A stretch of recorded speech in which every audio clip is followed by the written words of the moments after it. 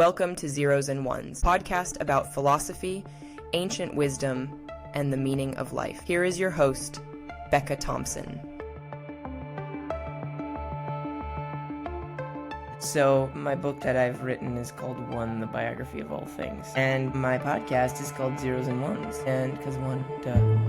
And so, I'm slowly going through the book, and today we're talking about the last of section of set 8. So it's organized it's organized by sets because George Cantor was a mathematician who talked about set theory, and it is a quantifiable mathematical way that we organize things. And infinite sets made him go insane, but that was, we'll talk about that, probably bounce around again. But so at any rate, I set up this book so that it's in sets. So set 8, which this is the last of set 8. Set 8 is oh my gosh, like what we would define as classic education. It is actually the Trivium and the Quadrivium, and then I added one more and I can't remember which one I added. But that's classical Latin education, has 7 topics, and I made it 8 because 8 fit the set of the Fibonacci numbers. So we've gone through ethics, no, we're on rhetoric. Ethics, arithmetic, geometry, physics, music. What did we just do? I have it all written down. Oh my gosh, I can't believe I'm blanking out. What did I list? Have I said that one? And rhetoric. Now here we're on rhetoric, which I'm also dubbing like emotion. Okay? So, because it's all, so the book is One, the Biography of All Things. And I mean, hi, my name is Becca. I'm a philosopher at heart. I've like that whole like which came first, the chicken or the egg in life.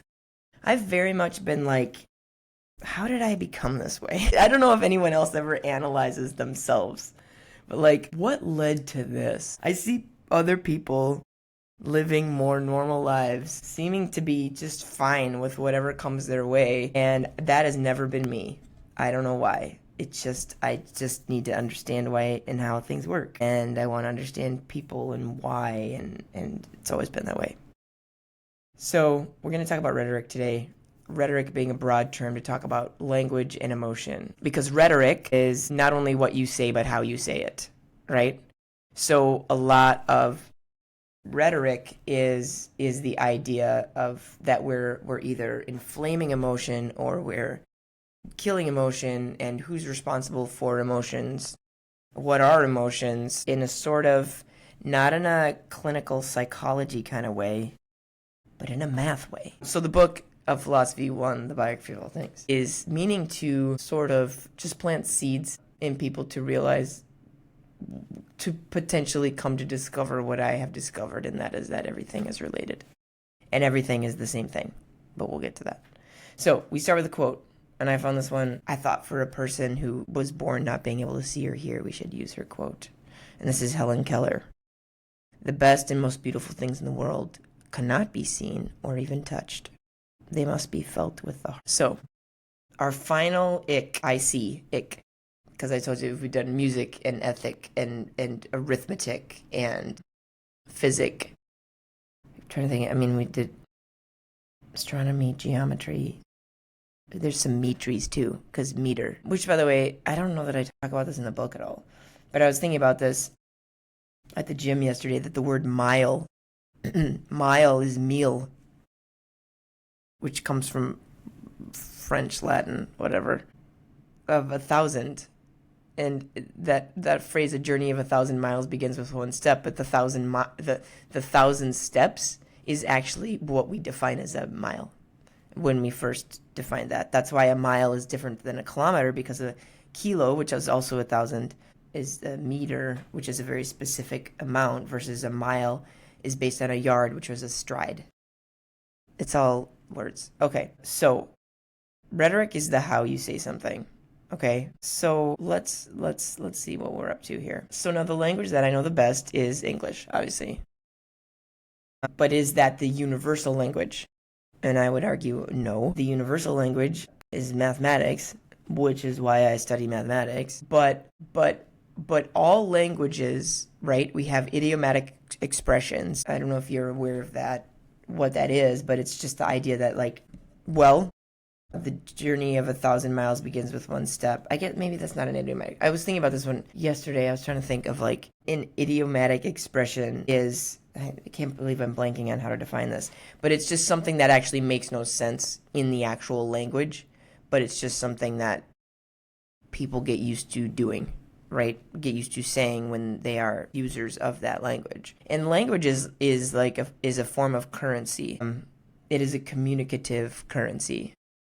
I'm speaking English because those around me, I grew up speaking English, and my words have had a massive impact on my brain, and rewiring that is actually more difficult than you might realize.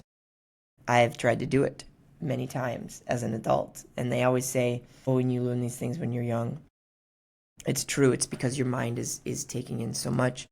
And it's not that your mind can't take in so much. It's just that our culture has led us to believe that there's a level of like, okay, got it, check, right?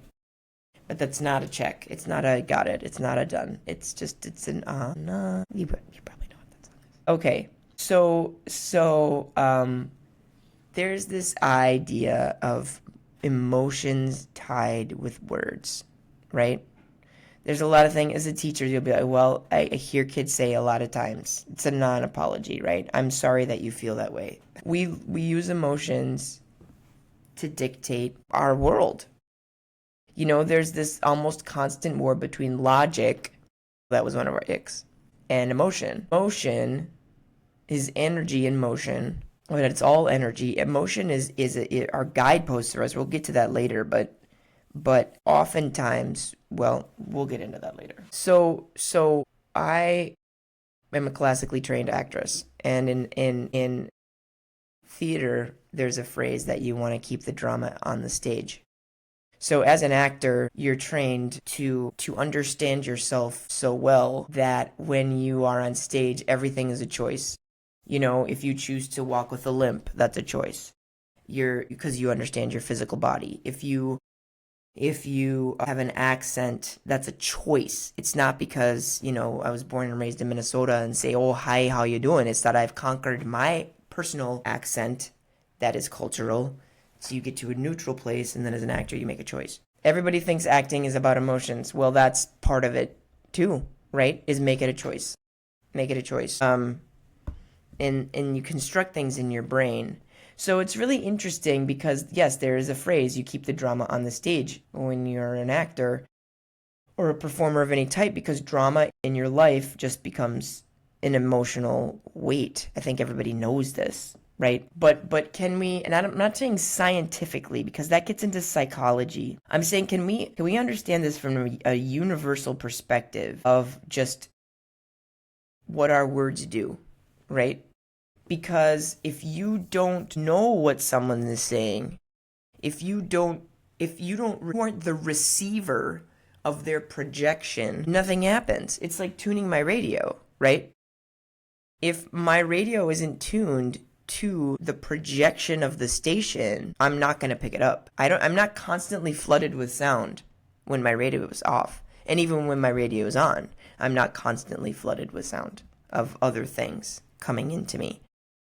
But if you listen to like some of the physics stuff and talking about wave frequencies, human emotions are this too. And our next set is going to be about the classic elements, which so we control the world around us in a lot of different ways through the words we choose to use and the emotions.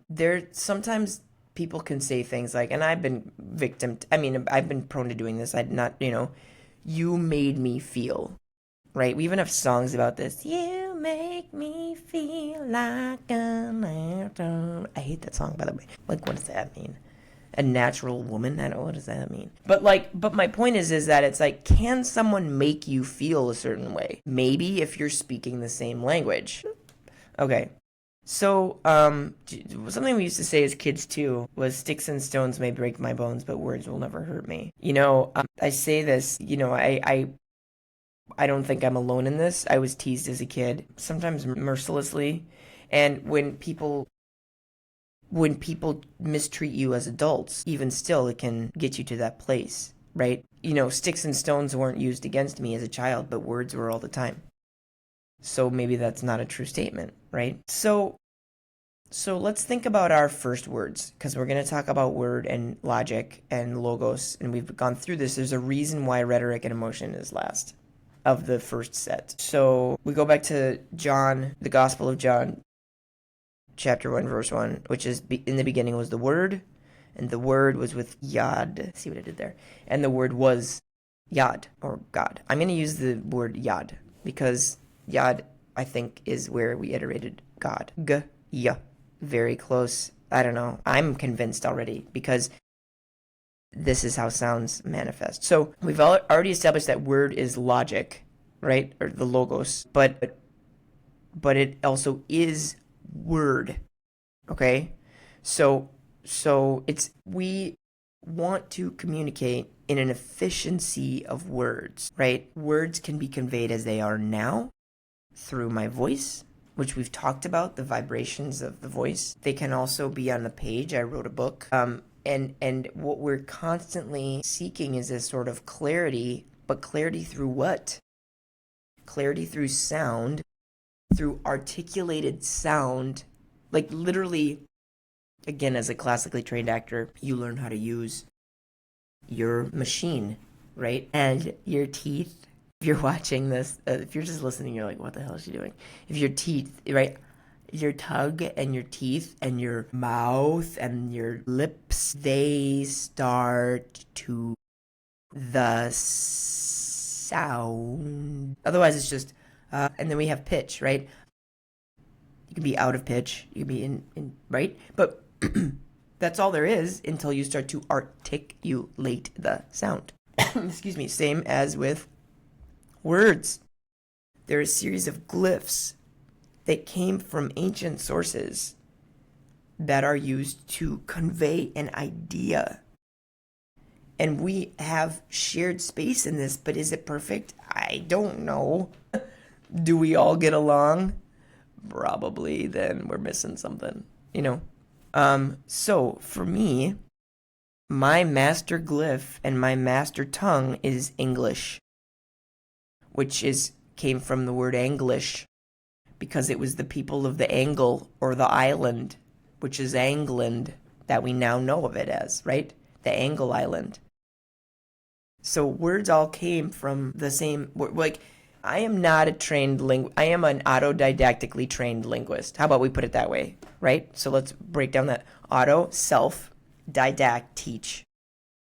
So I am a self-trained linguist. My friend was an anthropologist. She passed away, sadly, and linguist, and we would talk about these things because I would come at it from a math perspective. But the same way the Big Bang of science, right, explodes out into this infinite space, language explodes out of similar ideas. We're going to talk about Gibberish Island, which is an acting exercise I've done 1,000 times. I've done it once. It's great. So English is a language. It was binary code. Binary, that's why my podcast is called Zeros and Ones. So is Spanish a language, obviously. So is Fortran. Arabic, Mandarin, all like Norwegian, Swedish. There's indigenous tongues. There are infinite languages, some of which have died. They died away. They say Latin is a dead language in the sense that nobody culturally speaks it today. People learn Latin because it's the root of everything. Aramaic is no longer used, right? My dad did one of those DNA tests. I have not, but he's my dad, so that means I have it too. They found the Denisovan gene, which apparently is some like person found in a cave in Denisovan in Gaul. And I don't know. And I'm like, well, they probably had a language that was not written down, right? My sister oftentimes jokes that we're going back to hieroglyphs with our emojis in our texts, right? So why did languages change? Well, because people will go to a new place. Why do they die? Well, my ancestors came from a lot of different places. The most recent death of a language was Swedish in my family. My grandmother used to lament it. All I know how to say in Swedish is a nursery rhyme. It was like ride the donkey. the kiddies ride the donkey, there's the two dogs and the pony, and there you go. It was a stupid thing.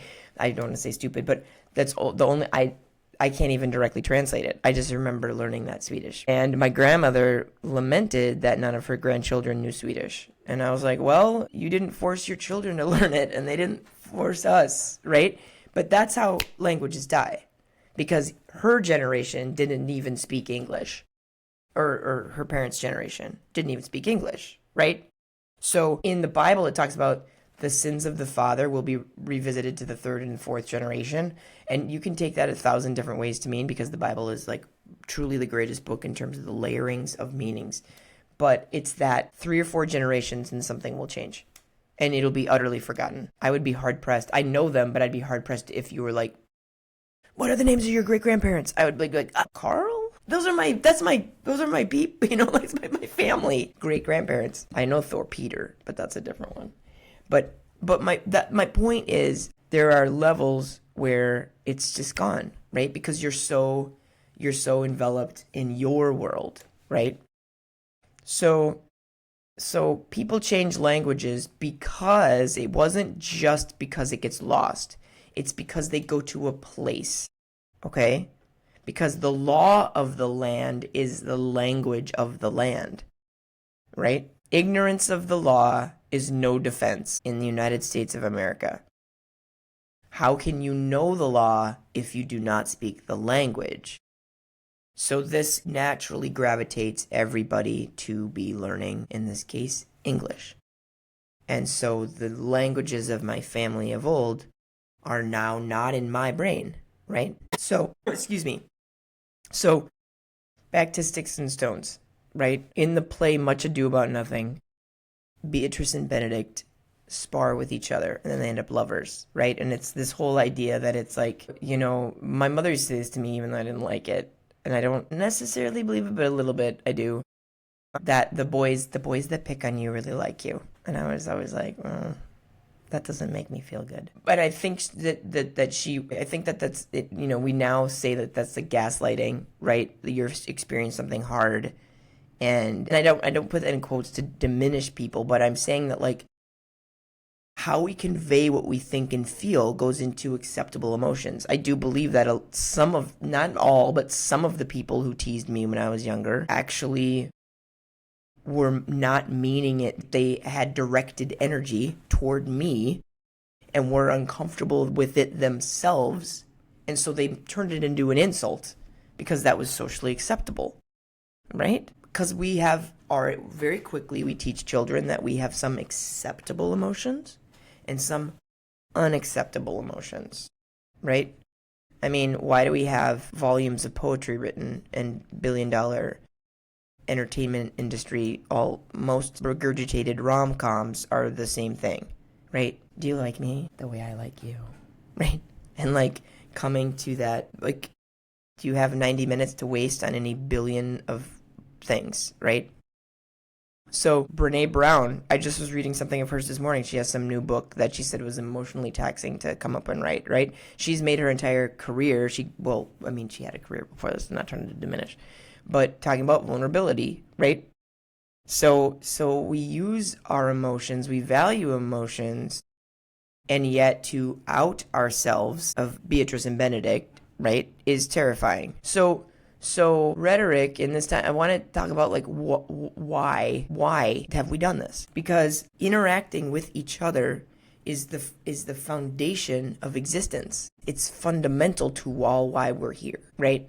The movie Castaway gets us because of the fact that we do that whole thing even as kids. Like, if you were marooned on an island by yourself, right? What would you do? What would you want? What would you take? You know, and I think everybody knows that they'd get lonely after a while. So let's talk about sound again. Just basically back to sound. And we're going to talk about Gibberish Island. Gibberish Island.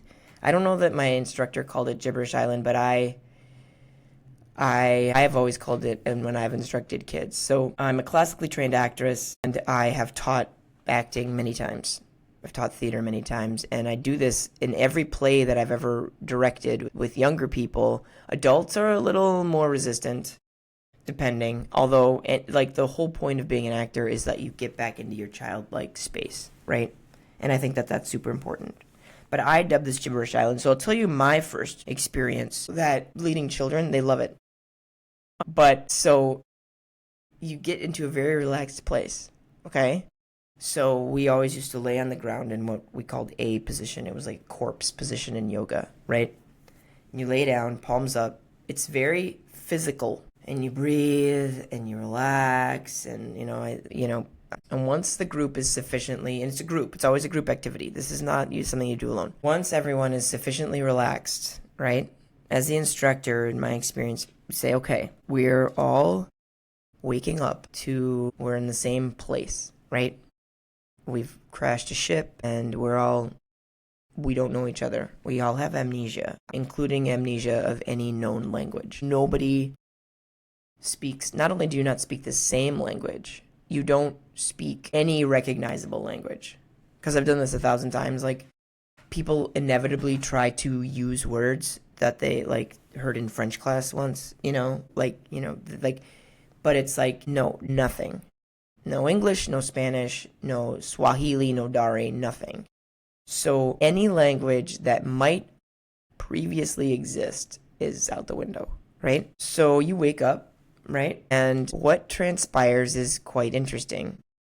From my personal experience when I was at Juilliard, I'll never forget this.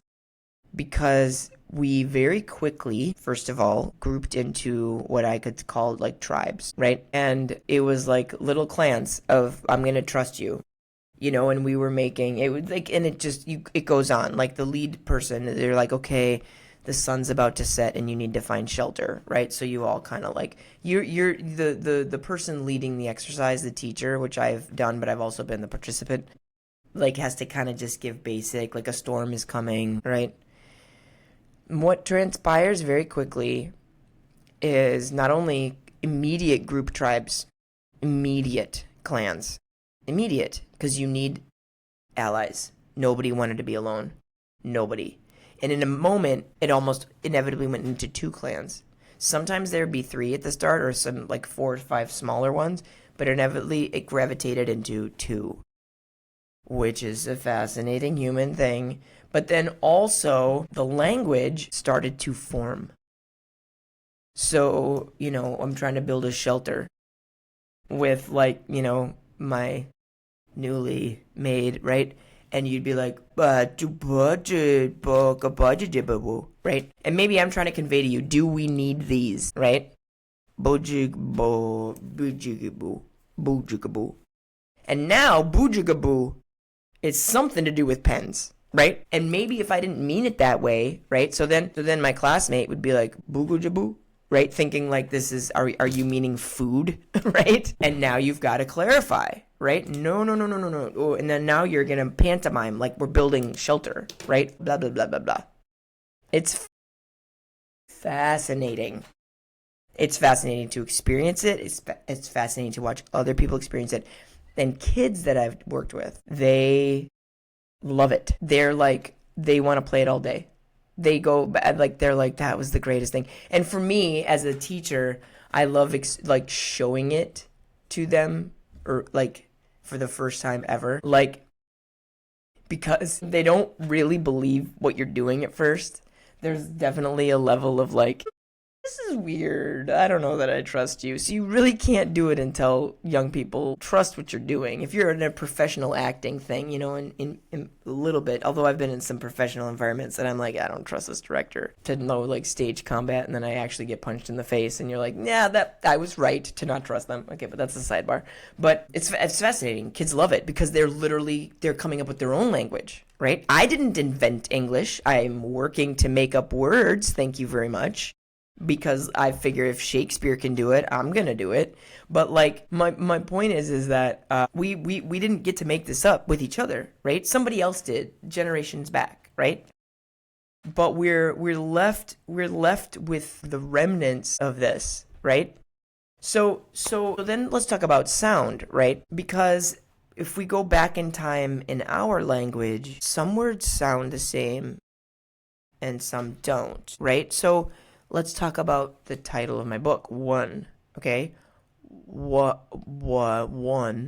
is un in French, right? Uno in Spanish and yuck in Dari. And I know that because I've taught students they've taught me Dari and Farsi in addition to Spanish and French. But so the simplicity of, and then the glyph is literally just, if you're not watching this, I'm just pointing my finger up, right? One. Why do you think, like, it's a guttural, un, deux, trois, quatre, cinq, like it comes from this place, okay? And it came from grunts, literally from like, right? And then we established that, okay, this is one. Likewise, the number two, deux, un, deux, uno, dos, one, two, yak, do, in Arabic. When just as a sidebar, as a teacher, I taught children who don't speak English. And I used that opportunity to, as often as I could, have them teach me.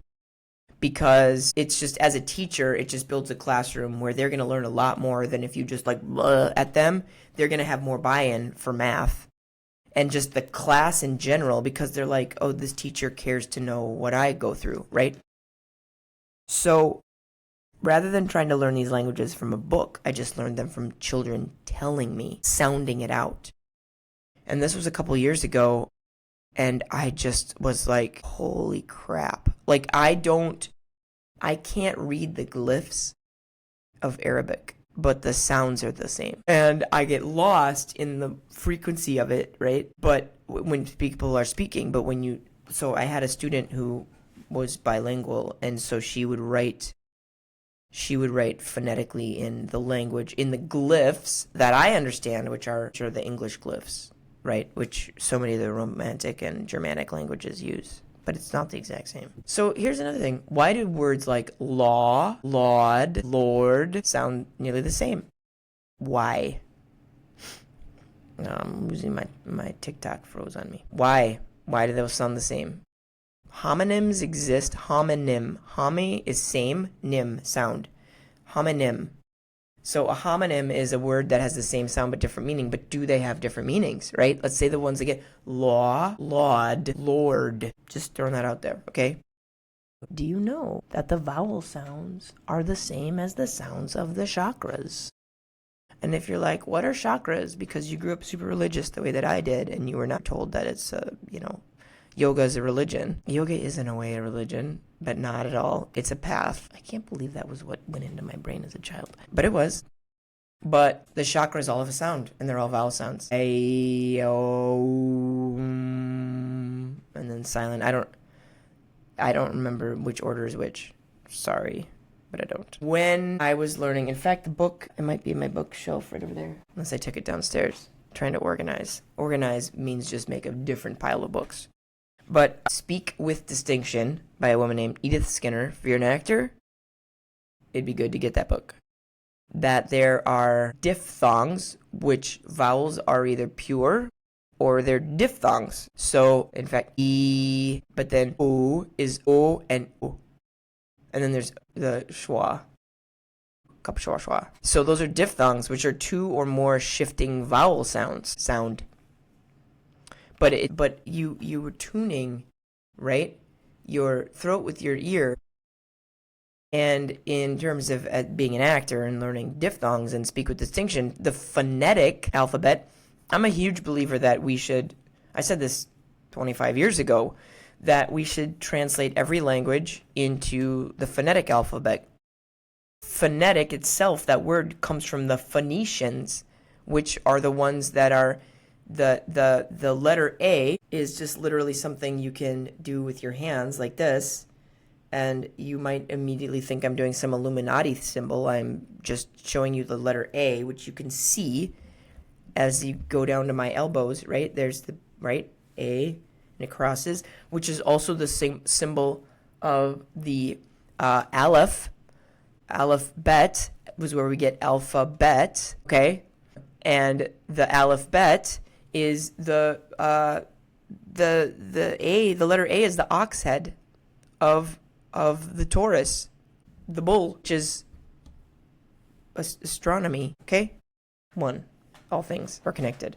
So language comes from the Phoenicians, okay? And they wrote down the glyphs, and the glyphs that are not like Egyptian hieroglyphs. They weren't pictures. So language split, and then like a lot of Eastern languages like Chinese still have pictures for words, right? Whereas we have 26 symbol glyphs meant to create words. But are they all just that, right? Or were they actually picture glyphs? Because the letter A most definitely was. Okay, so the alphabet is because because our second letter, we wrote down our Gibberish Island. We wrote down the gibberish. We created with our trying to communicate. I've declared the pen is called a bingbo. I don't know, right? So yeah, we could talk about language all day, right? Let's talk about some idiomatic expressions, right? Here's a funny one that my students, and now they'll be like, Miss T, right? Merch. I remember the first time I heard that, I was like, what? When I was a kid, we used to say scuzz, doggy scuzz.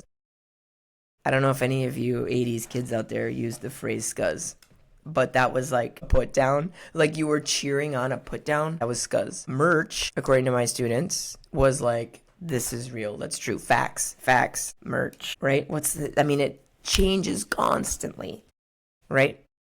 But kids come up with their slang, and we call it slang, but it's language, right? So rhetoric now, if we go back to this, because we could go on and on. I mean, there have been volumes of books written just about this topic, and I just have one small chapter, which I'm already probably talking too long about. Oh man, we've already been talking for 40 minutes. But boy, don't you dare freeze on me. My computer almost froze. I've got TikTok going on my phone, but I've got my computer going here, and so let's think about rhetoric, okay? And if I'm hearing a students talk, right? And one says something like, "This makes me sad," right? Let's say a student says to me, "This makes me sad," and I respond with, "Bet." You might think that I'm being rude. The student might think I'm being rude. Or they might know that I understand the slang because I've listened to them communicate with each other with like bet. Like meaning like I understand you. Right? Bet. Now, would I be allowed, air quotes, to use that word in that situation? Because I've heard that slang all the time, and I listen to young people and I'm like, this is what they mean. Okay? But how many people don't get that? And how many people, if you misuse it, are now angry? I don't know. So you might, if you said to me, I'm really upset, and I said bet, and you're like, right? Most people don't say things like, I don't know what you just said, but I'd really like to understand more. No, they just get upset, or they presume a slight, right? Based on prior conditioning of your brain, which we'll talk about that at a different time. What you talking about, Willis? So we're interpreting glyphs and we're interpreting sound all the time. And bet amongst my students is a shorthand for like, I understand, or yes, that's true, right? It has a bunch of different meanings. So what is appropriate, what is not, right? How do we know when to use what we want to use? Of course, you'll say context, but a lot of context is presumed on the part of people.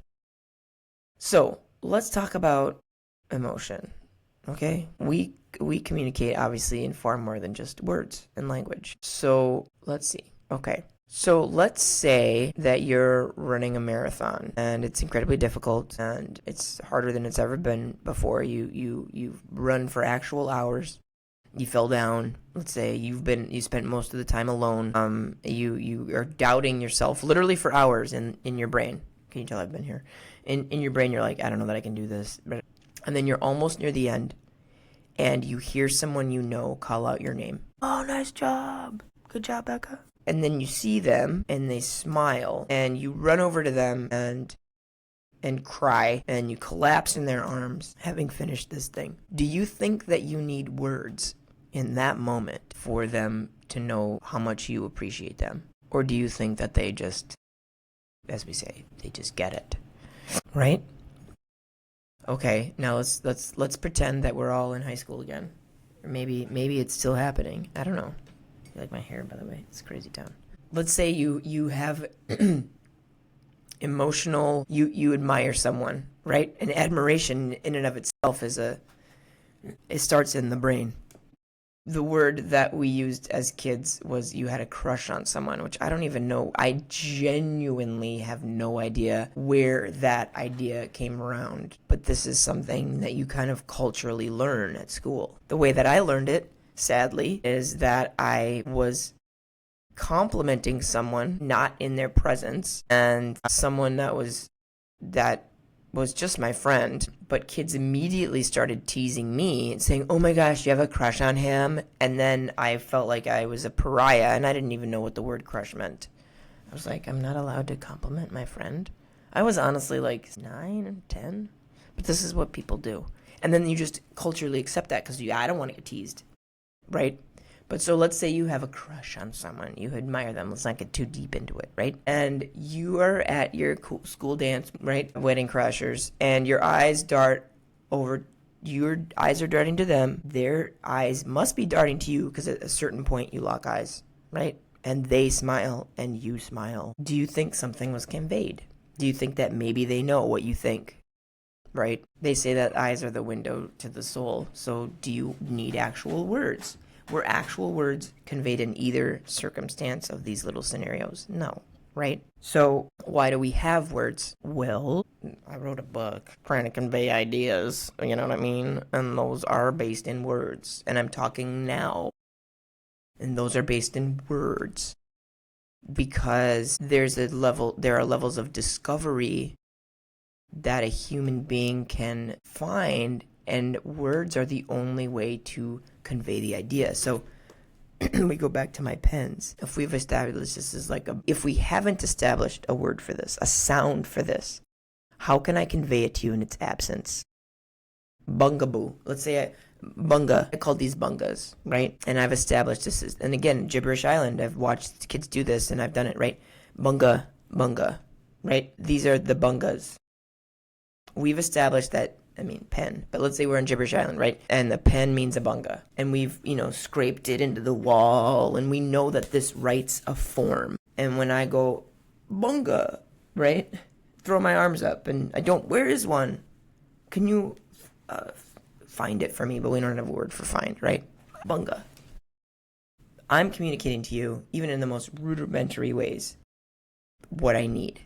And it required a sound attached to the object. And in fact, then to go one thing further, if I don't want to have to be present to you to tell you about a bunga, then we need to find glyphs beyond pictures that can be repeatable so that people other than the two of us can know the importance of a bunga, a pen, right? And now language speaks out into time, space, humanity. I like to read the Stoic philosophers. Everything's freezing in here. I like to read the Stoic philosophers, and I think there's a lot of wisdom in them. If I didn't have that, I may lose my mind a little bit sometimes with our society. And I didn't choose this place or time. Maybe I did. That's a different question. Maybe we all did. So we're able to write it down with words. We're able to speak it out when it's not there. When I tell people I would like some coffee, we can figure that out, right? Okay, so that game Telephone as a child, right? If you haven't played it, I'm sorry. But it's like a bunch of people in a circle, right? And I come up with a phrase. And you whisper it around everybody. And it comes back to you with the person next to you.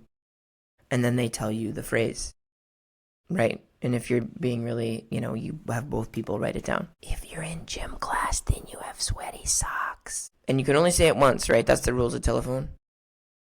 And then it comes around and it inevitably, especially if it's a big group, is wrong when it comes back, right? To the adherence of the original statement. Okay. Well, we lose meanings all the time through each other, through generations. None of this should surprise anybody. I know a little bit of the Romance languages. I studied French as a kid. I studied Portuguese because my ex-husband was fluent in Portuguese. And I've studied Spanish. But I have like a third grader's understanding.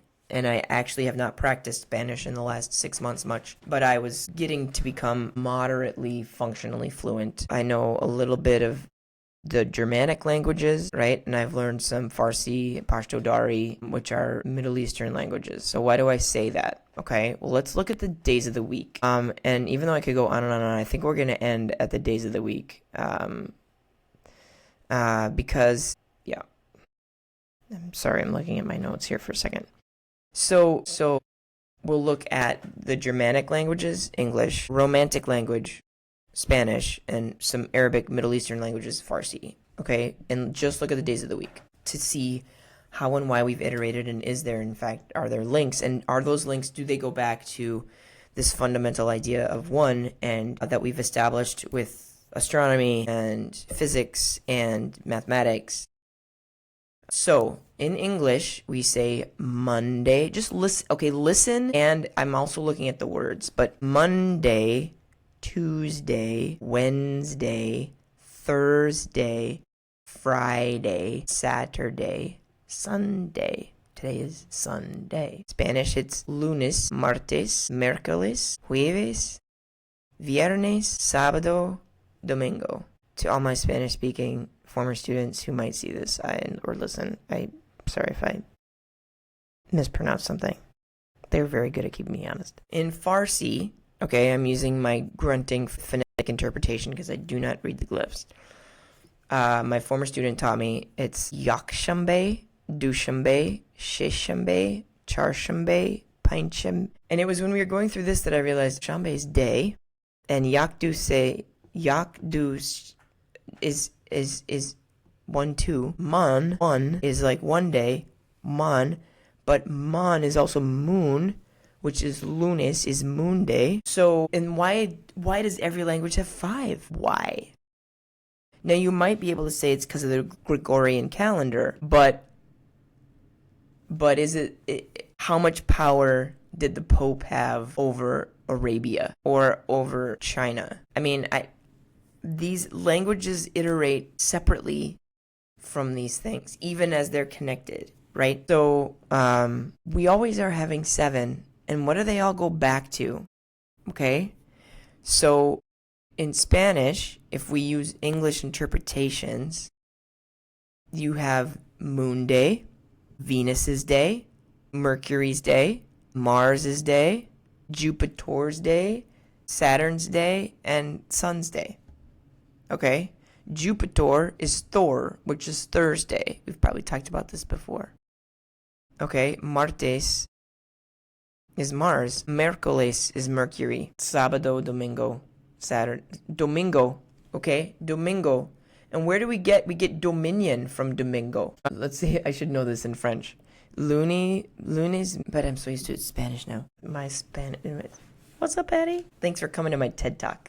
We're going through language in my book because I have to get this on, or I'm going to fall way behind my projects.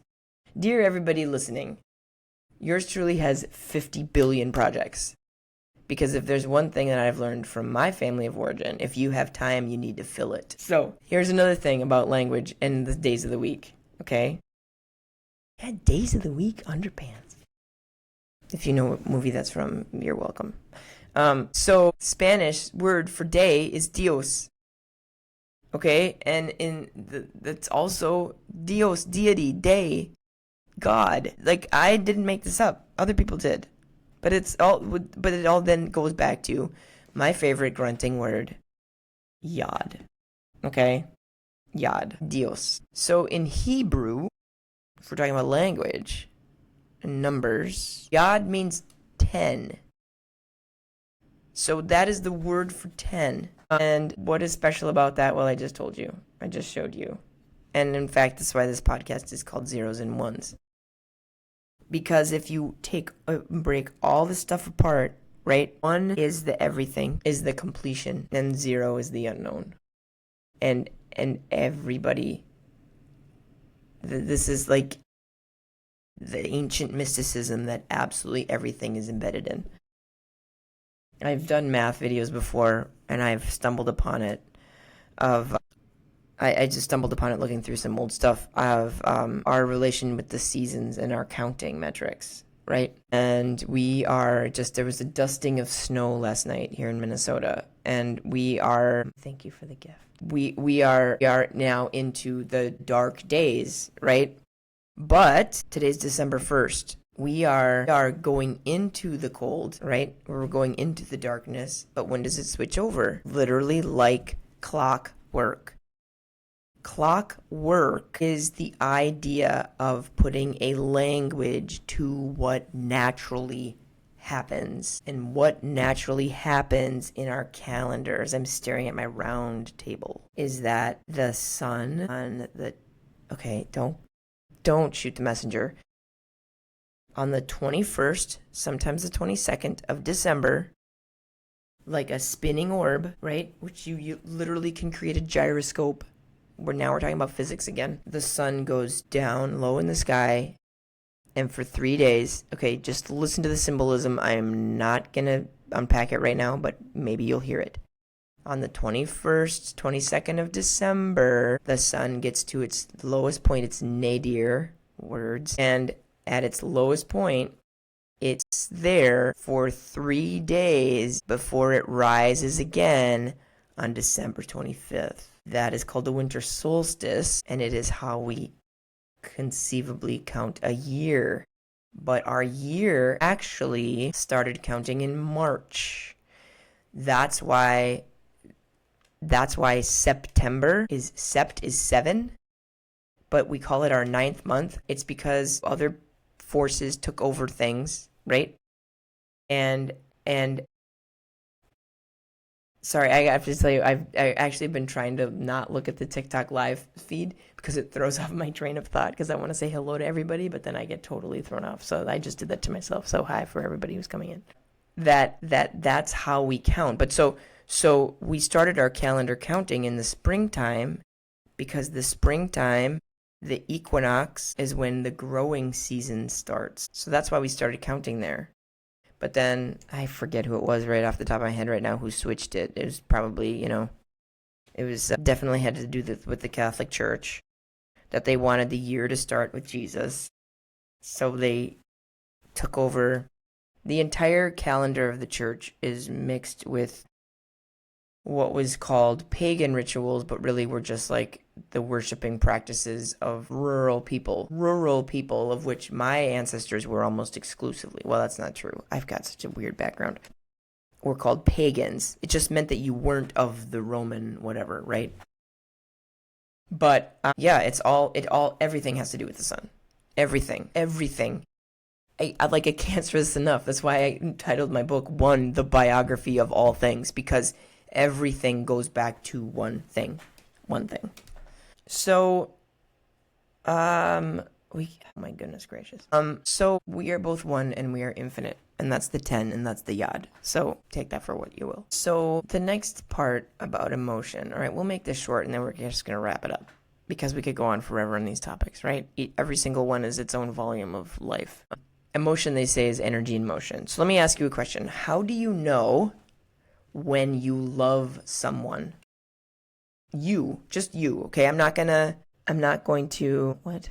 I'm supposed to drag a puzzle into place. I've never done a live this long, I don't think. Sorry, TikTok has weird things you're supposed to do.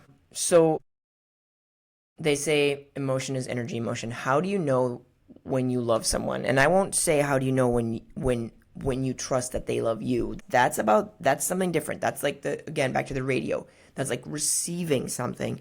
But when you project something, how do you know that thing? Okay? So we have to ask ourselves, what does that word mean? What does that word mean? So when we're talking about the idea of the one, the universal all, there's one emotion, there's love. This is my definition, but I think it makes the most sense. And that's why, it's said in the Bible that God is love. Because that is, that everything in my brain, I'm going to tell you right now, when I hear God is love, right? I just see an equation. Yod is love. So it's an equation meant to take us from a mathematical sense, which got taken over because it was Yod, right? It got taken over into a religious context. But it's from a mental spot to the emotional spot, right? But it's still it's a bridge. So I argue everything is love. Hatred is love inside out. Indifference is love denied. Sadness is love missed. Grief is love with no place to go. Joy is love embraced. Anger is love confused. Let me know if you agree with my definitions. So how do you know when somebody loves you? Or how do you know when you love someone? If you're lucky, you can feel this from people. And it takes many, many, many forms. And again, like wasting time on Netflix, everybody's obsessed with romantic love, right? But you can have the love of family, the love of friends, the universal love of just people, humanity. I mean, I've got some crazy ass squirrels who live in my tree, but I love them. And I honestly know that they love me. It's just weird, my relationship with my squirrels. Okay, they're not even mine. I don't have names, but it's a family of squirrels. Clearly, they've adopted my tree. And I am the steward of the tree, okay? But, we get so obsessed with a specific thing that we miss out on so much. This is me editorializing, okay? All of these things have been spliced out and said, and they've been evolved and refined. But if we understand that emotion is energy, and the pure defining of love being what I'm trying to describe in this entire book, which is comprehending that someone else is you and you are someone else. And we're on a slow journey to that. Okay. It wouldn't have to be as scary, maybe. I don't know. Maybe I'm waxing poetic. I personally think that romantic love is so terrifying because we've put so much of a stake in it. We have started to worship that gives us value as human beings. That if I can live a romantic comedy version of my own life, that somehow I have value, right? And the fear of romantic love not being returned is just crippling to most people because we have set it up in such a way as to create it to be crippling. That's my 2 cents. I could go on and on and on, which I usually do. I'm staring at my notes again because I'm like, Becca, don't stay on target. Stay on target. It's like I'm Luke Skywalker, right? I'm crap dusting all over the place. Okay. I do believe personally that we look for the idea of a binary star because we want to gravitate towards something, but that's a whole different thing. So what am I talking about here? Sorry, I'm looking at my notes and I'm like, okay. Oh, our heart. Boy, I don't know that we want to talk about our heart. Do we want to talk about our heart and why we have established that love is connected to the heart? Because there's a purity and there's actually a little brain in your heart. That's science. And actually, the heart is a little microcosm of the toroidal field. The heart is actually a massive muscle that is all twisted on itself. And it's the twisting that... Have you guys ever seen a perpetual motion machine? That was one that was, air quotes, invented by Einstein, but... Or was it Edison? Newton. It's just weighted balls of the same size. If you have different weighted balls, then it won't be perpetual necessarily. Weighted balls of the same size, metal, and it just transfers the energy. So all you do is you pull the back one, and you click it. The middle ones don't seem to move at all. Usually you'll have like 5 balls, right?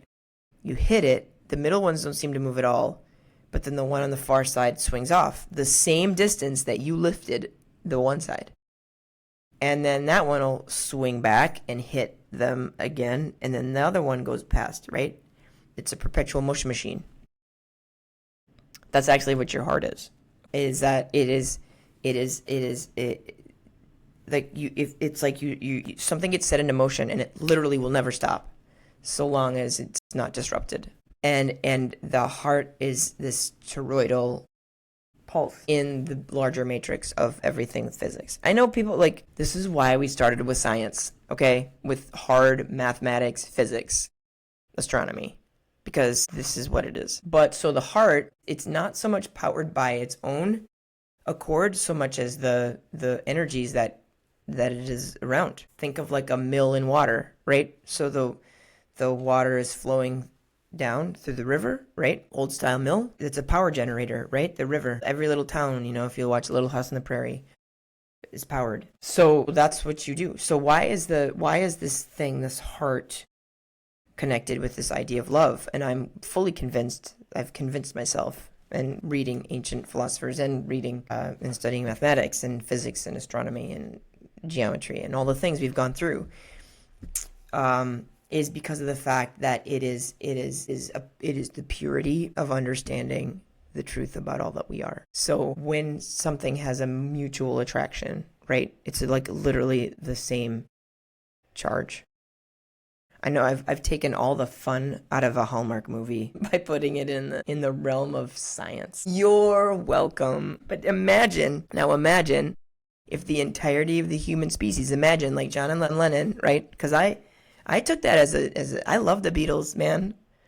That was like the third thing that I did when I moved to New York City, was go see the spot that the first thing I did is go to a Yankee game. Well, the first thing was go to Central Park. Second thing, go to a Yankee game. Third thing, find where it was that John Lennon was killed in the strawberry fields. Strawberry fields forever. But so imagine all the people, right? What if we were all able to go into the state of euphoria at the same time that two people in love kind of get into this non-external drug? It's the natural. What if we were all to get into that state at the same time? I mean, as Hamlet says, 'tis a consummation devoutly to be wished. But now imagine the opposite, which I think we all live. We know the opposite. We know the disharmony, right? We feel it every day. Okay, so sticks and stones won't break your bones, but the spells we cast with words will kill you. And they have been for thousands of years. And yes, spell and spelling and spells, and that is all word-based, sound-based, and we'll not talk about that now. I don't even know if I address it further in my book. I'm pretty positive I don't. But I do think that there are things in the world that maybe you can learn more about yourself, because we do this unconsciously, and much of the point of existence is to become conscious to what happened to us and what we do, right? Because we have power to be ripples in the water, and we might think we are doing good, right? But our shadow side is casting something, and so this is the challenge of the human navigation of the world. Okay, so just so you know, we are done officially with set 8. The group, again, the set was the classical topics of education of the Greeks and the Romans and the Egyptians and the esoteric wisdom of Pythagoras. So now we are going to be moving to set 5, because in the reverse Fibonacci sequence, 5 would be next. So 8 is how we talk about glyphs. 8, turn it sideways, is how we get the infinity symbol, because it is an emblem. I just made up a word, you're welcome, I think. Of the toroidal field that loops forever. And then the next set, okay, so 8 is considered the number of completion. But 5, okay, this I'm just going to say because it's a nice cliffhanger and it's fun. 5 is oftentimes considered the number of war. So check back. Yeah, so we are going to be going into set 5. If you follow along my podcast that's on YouTube and my math videos, I'm not going to be able to post as many math videos as I have in the past, just because of some scheduling things that make me busy. And though I have been in talks with hiring people to do some of the legwork for me with my math videos, quality control and trust is something I haven't established yet, so we're not there yet. So I want to thank you all for taking the time to come into my podcast like TED Talk today. And I still am getting guests, if you'd like to be a guest on and I have some people I have to get back to, guest on my podcast. But we talk about philosophy. It's always philosophy. All right. Thank you so much for coming in. I'm going to end my live. I hope everybody has a terrific day. It was just 11:11 in Minneapolis. Now it's 11:12. So that's like the perfect time to end. And the podcast, maybe I'll link it, but it's going to be uploaded I try to have it up on Sunday night, and it's Sunday. But it might not be till tomorrow morning. TBD. TBD. It says good, solid TBD, as I like to say. Language. To be determined. That is an idiomatic expression created by me. Again, you're welcome. All right, so that's a microcosm of a microcosm, because you're only going to know my joke if you know me. Because I say it's a solid TBD, which makes no sense, because solid you would think means is firm, but TBD stands for to be determined, so it's a big solid I don't know. But again, that is my own personal idiomatic expression, which is where we get humor. Okay? This is so serious. Why so serious? Thank you all. In whatever world you're in, I appreciate the time. Have a lovely, amazing day. Adios.